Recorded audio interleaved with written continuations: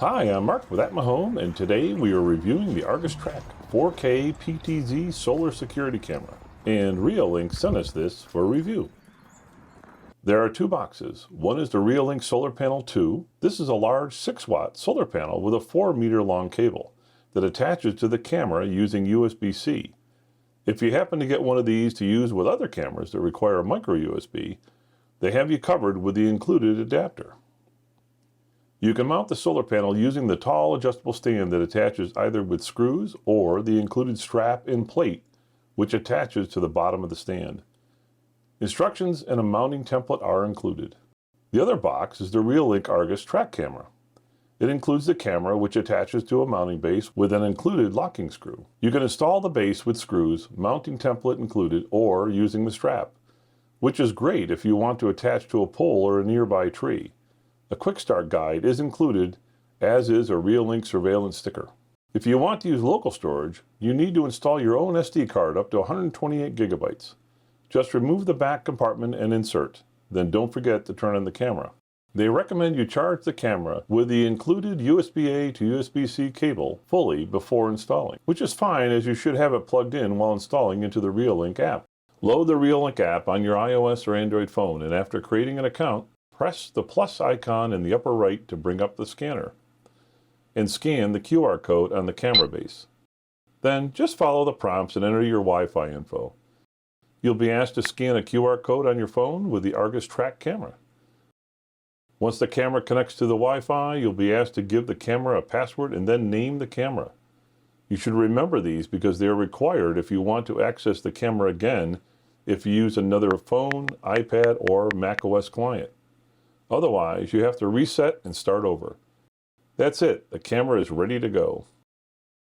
Now you need to physically install the camera. We mounted the bracket to our arbor post using the supplied screws, twisted on the camera, and tightened the small screw on the bottom of the bracket to secure the camera.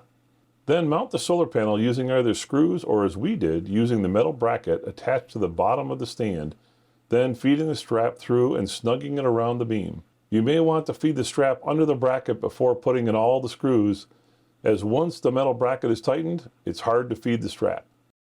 Then we connected the USB-C connector from the solar panel to the back of the camera.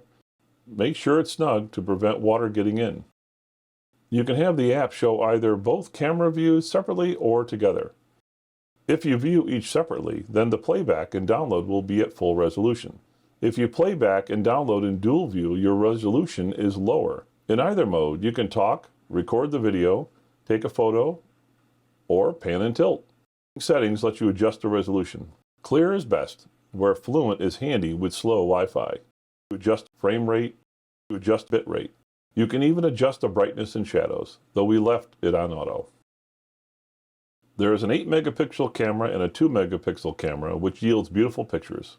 And the camera supports color night vision and dual band Wi-Fi. Plus, they use a hybrid zoom up to 6 times. You'll see this in action later. You can adjust the PIR sensor sensitivity and how long to record a motion event. If you don't want to record audio, you can turn it off. Plus, adjust the date and time and change the camera password. Selecting playback lets you browse recordings by date and time. Pay attention to the resolution setting here. Select high for the best viewing and download. Download lets us adjust the beginning and ending of the clip. Then, just press the download icon. Depending on if you selected high or low resolution, you'll see either clear or fluent, and the recording will reflect that. You can select what type of detection, person, vehicle, and animal. Since we don't expect cars in our backyard, we left that off, but turned on person and animal. Hey, did you see that cat? We installed the camera on our arbor post, so we needed to adjust the horizontal tracking range. This sets the left and right camera limits. We like that it shows a view of each.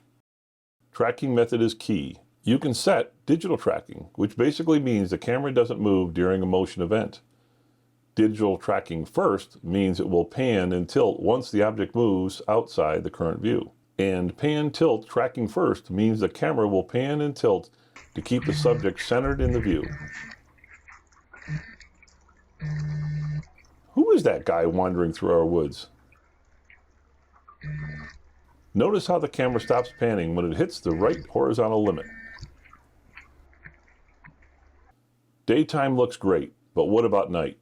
You can set the infrared lights either off or auto, which means they will come on if needed.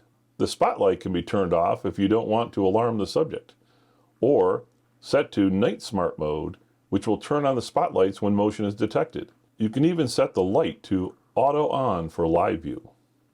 Notice the hybrid zoom in the lower picture. The zoom amount will adjust to keep the subject in view. With the spotlight on, you get a good color view. The clarity of the infrared is really good, and we prefer that mode.